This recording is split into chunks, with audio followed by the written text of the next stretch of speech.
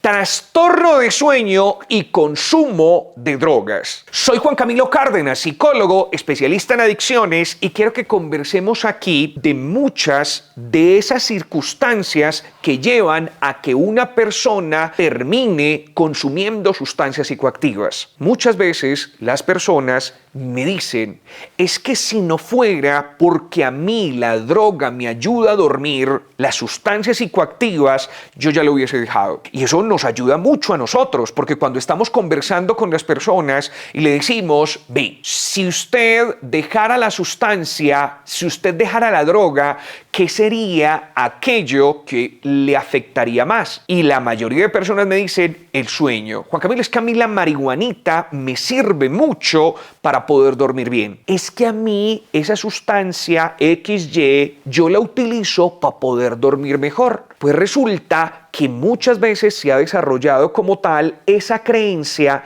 de que las sustancias psicoactivas, a partir de lo que se llama dependencia psicológica, son de utilidad para poder conservar el sueño. Pues, ¿qué les digo yo a ustedes? La mayoría es más psicológico que real. Más que la droga le ayude con el consumo de la sustancia, es cómo lo ha emparejado en su cerebro, cómo ha hecho en su cerebro esa conversión para poder entender que eso es lo que le ayuda. Pues entonces yo aquí les voy a contar 3 elementos muy interesantes que a veces las personas con adicción necesitan romper para evitar que el trastorno de sueño sea el estímulo y que yo intente aliviar ese malestar como estímulo con el consumo de sustancias. Primer dato, la mayoría de veces el consumo se utiliza como un efecto que nosotros llamamos efecto alostático. ¿Y qué es la alostasis, Juan Camilo? Es cuando yo utilizo una sustancia, un comportamiento para momentáneamente aliviar una sensación y posteriormente me va a crear más problemas. Es probable que a usted al inicio de la noche, por ejemplo, el consumir sustancias le vaya a generar más sueño, pero le está generando un problema más complejo en el interior, porque resulta que usted está deteriorando algo que se llama la reserva cognitiva. ¿Y qué es la reserva cognitiva? La reserva cognitiva es todo aquello que va favoreciendo que mi cerebro pueda blindarse a enfermedades neurodegenerativas como el Alzheimer, Parkinson y varios tipos de demencia.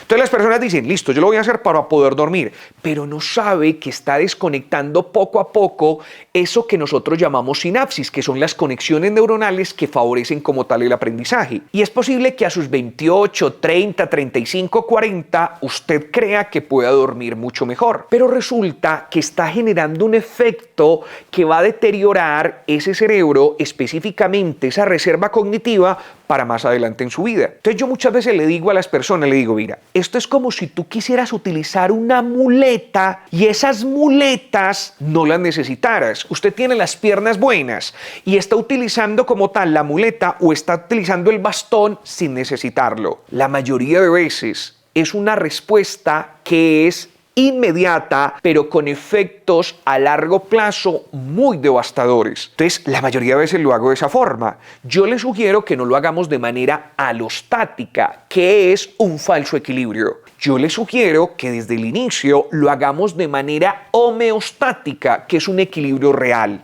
¿Y cómo funciona ese equilibrio real? Ese equilibrio real funciona cuando yo sé qué es lo que me está provocando esa dificultad, ese trastorno de sueño. Y la mayoría de veces lo que más me genera dificultad, y lo voy a ir enunciando, mira, primer dato, lo hago sin saber que me va a causar efectos a largo plazo. 2, no tengo en cuenta qué es lo que me genera ese trastorno de sueño. Y la mayoría de veces tiene que ver con la ansiedad en sus distintos tipos. Recuerde que 1 de cada 10 personas en el mundo sufre algún tipo de ansiedad, ya sea ansiedad generalizada, ansiedad asociada a algo específicamente, ansiedad por asociación, o a su vez existe algún tipo de afectación que no permita que usted concilie el sueño. Entonces la mayoría de veces las personas dicen, es que yo siento que mi cerebro va a 1000 y entonces consumo esa sustancia,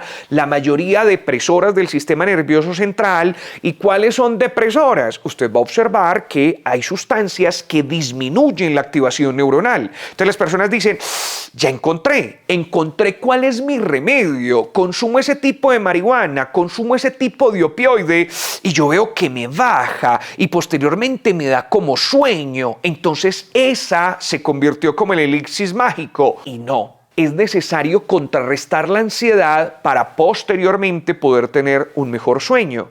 Juan Camilo, ¿y cómo se contrarresta la ansiedad? Pues la mayoría de veces entienda que la ansiedad tiene un ciclo. Arranca cuando es una ansiedad, hay dos tipos de ansiedad, endógena y exógena. Juan Camilo, ¿cuál es la ansiedad endógena? La que hay en mí unos movimientos a nivel de neurotransmisores en donde el protagonista es la serotonina. La serotonina se baja y yo empiezo a sentir que necesito como tal generar movimiento porque aparece angustia, porque aparece como tal, como una sensación de que si algo fuera a pasar, si algo fuera a suceder, y como si algo fuera a suceder pero negativo. Eso es lo que pasa endógenamente. Exógena, la ansiedad puede aparecer por un evento traumático que la mayoría de veces yo lo relaciono en la vida real. Entonces, por ejemplo, esa persona sufrió un secuestro y al partir de ese secuestro, a veces puede ser ansiedad, a veces puede ser trastorno de estrés postraumático. Entonces siento como una ansiedad, entonces siento como un ruido y entonces aparece como un susto.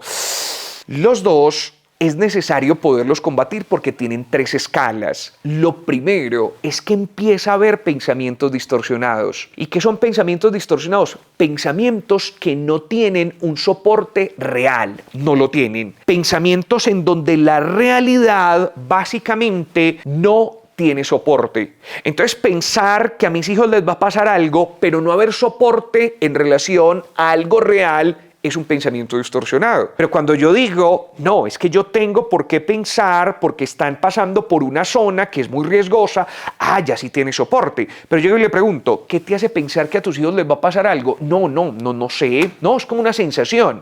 Pensamiento distorsionado. Cuando yo no controlo el pensamiento distorsionado, hago esa verificación, qué es real y qué es distorsionado, se pasa a rumiación. ¿Y qué es la rumiación? Que me da vueltas y vueltas y vueltas la cabeza ese pensamiento. Entonces la persona dice, ya entendí, ya sé que entonces yo consumo marihuanita y al consumir marihuanita, en ese justo momento frena el pensamiento distorsionado o frena la rumiación. Pues resulta que eso es a corto plazo. Ya sabe a largo plazo qué es lo que está generando. Juan Camilo, ¿y qué pasa al final? Que si yo no lo gestiono, empiezo a somatizar. Desde un colon irritable hasta ataque de pánico, ataque de ansiedad, etcétera, etcétera, etcétera. Entonces, la gestión es saber de ansiedad, cómo se gestiona. A veces si necesito algún tipo de medicación, poderla tomar para poder reducir básicamente ese asunto que me afecta a partir de lo que está sucediendo con la ansiedad. Entonces la gente dice, Juan Camilo, yo solamente consumo marihuana para disminuir ansiedad. Sí, pero mire lo que está sucediendo, que usted está tomando un bastón que no necesita